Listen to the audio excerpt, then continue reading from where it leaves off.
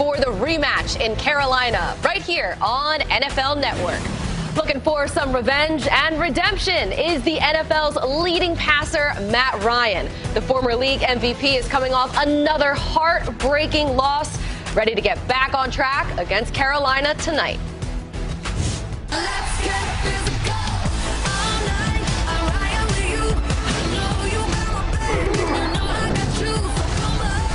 Licking their wounds from another painful defeat. Detroit wins on the final play. Is it time for the Falcons to rebuild or rise up? Meanwhile, as Teddy Bridgewater fights to lead his new team back into the playoff hunt. I knew that getting back to this point would be a challenge, but it was a challenge I was prepared for. He goes one-on-one with Panthers legend Steve Smith. And with rumors swirling days before the trade deadline, find out which postseason contender is about to take their team to the next level. Week 8 starts now on NFL Game Day Kickoff, presented by KFC.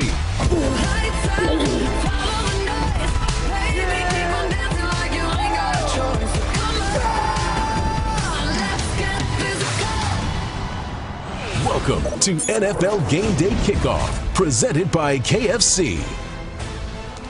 Hello again, everybody. Welcome to another excellent edition of Game Day Kickoff. I'm Colleen Wolfe. The rest of my Thursday family, Steve Smith Sr., Joe Thomas, and Michael Irvin, will join us shortly. It is a big Week 8 around the NFL, and it starts in Carolina with the Falcons and the Panthers. Now, these two teams, they met back in Week 5 in Atlanta. Todd Gurley got the Falcons out to an early lead, but field goals from that point on would not keep the Falcons afloat there. Teddy Bridgewater threw 2 touchdowns, this one to DJ Moore, giving the Panthers their 3rd win of the season. So the rematch, it is tonight, and our Randy Moss gets to see it all. He joins us now from Charlotte, where about 5,000 fans will cheer from those seats tonight. And Randy, how did these two teams prepare for round 2? Well, Colleen, probably the biggest difference between round 1 and the rematch tonight is named Julio Jones, the Falcons superstar wide receiver. Missed round 1 with a hamstring injury, but he will play tonight. And in fact, he says he is feeling great. And right now, the weather here is great. It's 80 degrees and mostly clear. A far cry from this morning when it was windy and rainy as the southern tip of Hurricane Zeta just brushed Charlotte. However, there is still about a 50% chance of rain tonight at some point during the game, and it could get a bit breezy down here as well. Yikes. All right, stay warm out there and dry, Randy. We'll get back out to you in a little bit. So the Panthers and Falcons spark up the old rivalry machine tonight in Charlotte. A fitting way to begin a Week 8 just drenched in rival games, starting in the AFC North. Last season, the 14-2 Ravens swept the Big Benless Steelers on their way to the 2nd straight AFC North title for them. Well, times have changed in more ways than one. Now the 6-0 Steelers and the 5-1 Ravens play Sunday in Baltimore, both carrying the momentum of their best starts in franchise history.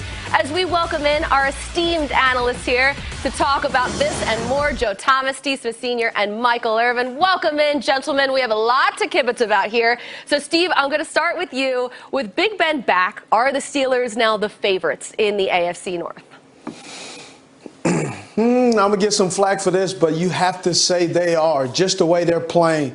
They have a dominant Chase Claypool who is playing outstanding. But then they have a young Johnson, number 18, who's playing, taking over that role as well as the number 2. But the guy who's supposed to be there, Juju Smith-Schuster, I need to know. I got to put an APB out on him because I don't see him.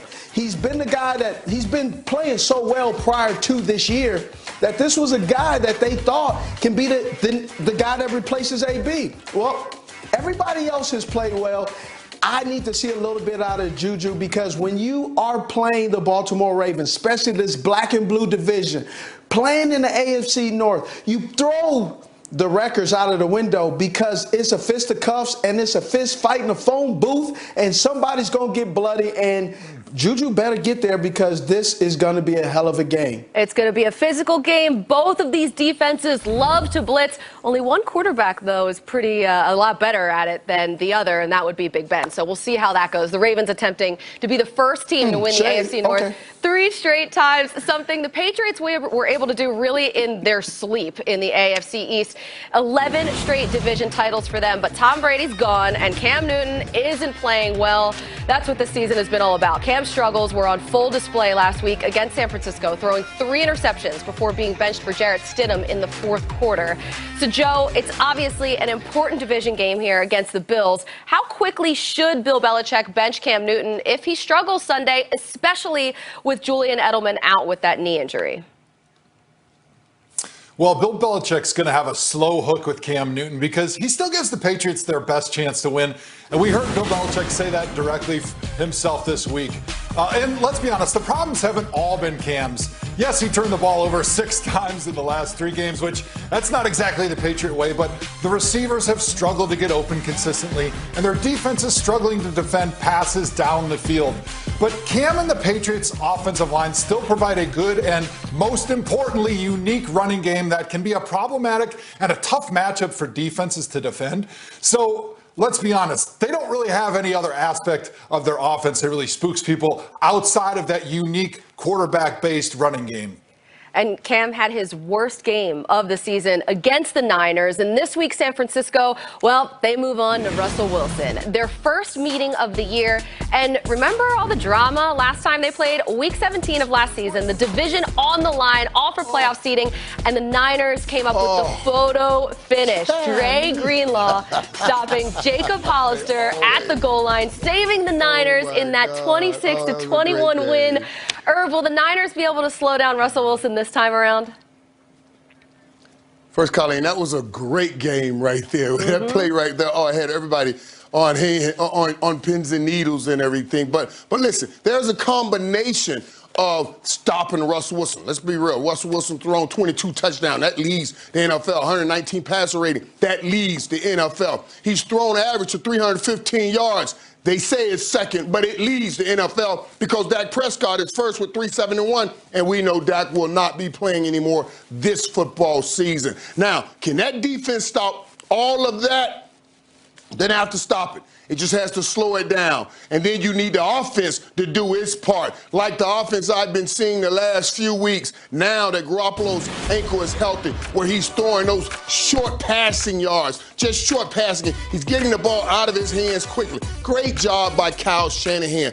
I don't think we talk enough about the job that Kyle Shanahan does with the San Francisco 49ers. No matter who he has on the football field, he gets production out of this team. Not like some other teams in the NFL, like the ones that were starting to help me, but he gets production out of everybody. He does a great job. They can stop him, but it'll take both, the offense and the defense, to combo together to stop that great Russell Wilson. Yeah, Russell Wilson, he hasn't been slowed much this year. I think his biggest competition really is his own defense, because of all of the liabilities there in Seattle. Well, we got a game coming your way tonight. Christian McCaffrey, he won't be playing, but hopefully he'll be celebrating tonight. We'll talk about the Panthers side of things coming up.